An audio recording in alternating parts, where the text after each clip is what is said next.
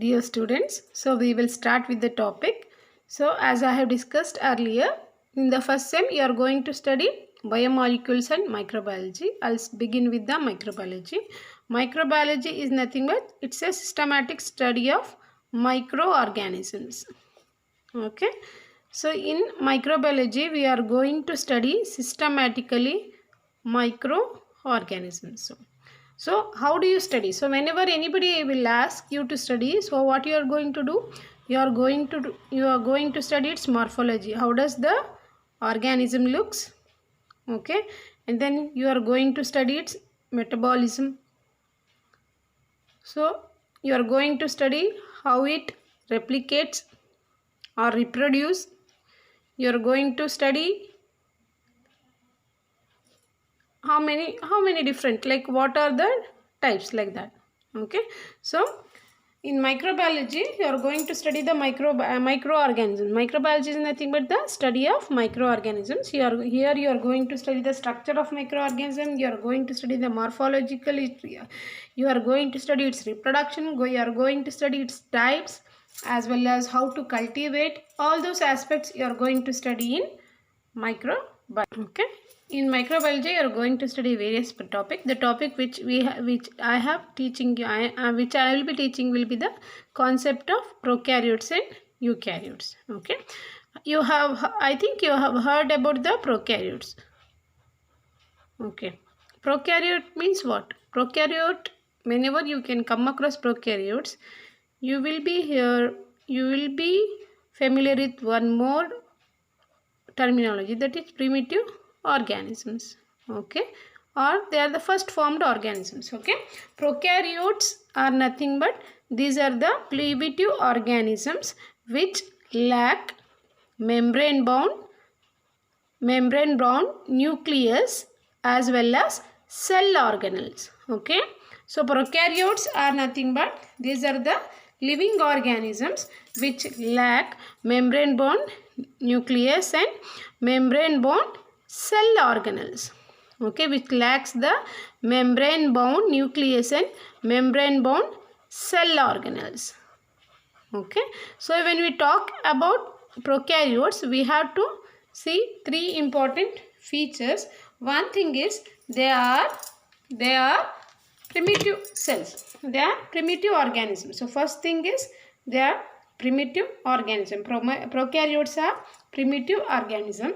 And second thing is they lack membrane bound nucleus. So that means they have a nucleus which doesn't have any nuclear membrane. So these organisms will doesn't have any membrane bound nucleus. So prokaryotes are nothing but these are the living organisms, primitive organisms which lack membrane bound nucleus and membrane bound cell organelles.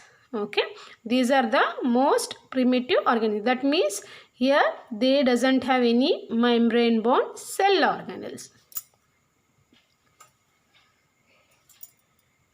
So whenever we call prokaryotes, we'll be coming across two different terminologies. One is pro, another one is karyon. So pro represent here primitive or initial. Karyon represents here it will represents kernel. Karyon in Greek it means kernel or cavity or nut. Okay, so that means that prokaryotes, they have a primitive cellular features. In other words, we can tell that prokaryotes will be having the primitive cellular features. Okay, prokaryotes are having the primitive cellular features. Primitive cellular features means they doesn't have any membrane bound nucleus and they doesn't have any membrane bound cell organelles. Okay, all the features in the prokaryotes are primitive. Primitive means they are initial or they are first formed. They are not advanced. because we are talking about the bacteria, the examples for prokaryotes include mainly the bacteria and archaebacteria. Okay. Examples for prokaryotic microorganisms include bacteria and archaebacteria. Now we will discuss what are the different characteristics of what? Characteristics of prokaryotic cells or prokaryotic organism. First characteristic what? They are primitive. Primitive means they are first formed. Okay, they are not advanced. They are first formed. Okay, and then next, as we have discussed, they lack membrane bound nucleus. They lack membrane bound nucleus. Okay, not only that, they also lack cell organelles. Okay, they lack cell organelles and they are generally unicellular. They are generally unicellular. Okay, now coming to the cellular features. What are the cellular features there? Okay, whenever we call anything as living, so what are the qualities we expect from living organism? Okay, first thing, it should have a genetic material. Okay, to be called as a living organism, then it should have a genetic material.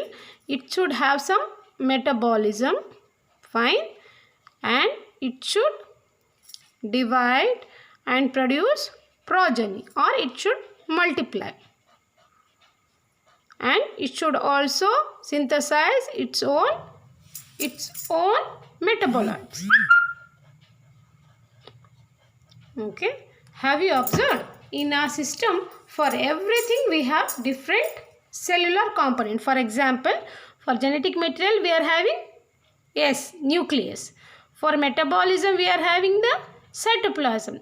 For multiplication division we will be having our own cellular machinery. So for production of metabolites we are having various processes of photosynthesis, glucose metabolism, carbohydrate metabolism, like that. So which is the organ responsible for photosynthesis?